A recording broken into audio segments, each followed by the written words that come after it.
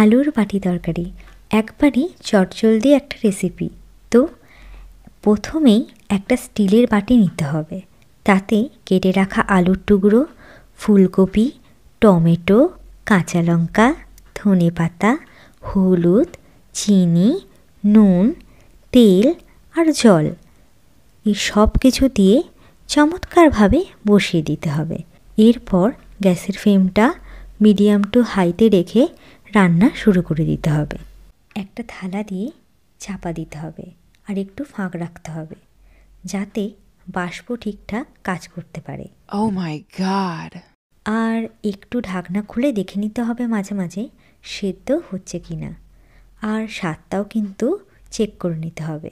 ব্যাস, আর কি, সেদ্ধ হওয়া অবধি একটু অপেক্ষা করতে হবে। সেদ্ধ হয়ে এলেই ঢাকনা খুলে নামিয়ে নিতে হবে। একেবারে হয়ে গেল মজাদার আলুর বাটি তরকারি। Wow! ও বলে রাখি, এই রেসিপিটা আমি আমার বড় জেঠিমার কাছ থেকেই প্রথম শিখেছিলাম। সেই থেকেই এই রান্নার বড় ফ্যান হয়ে গেছি।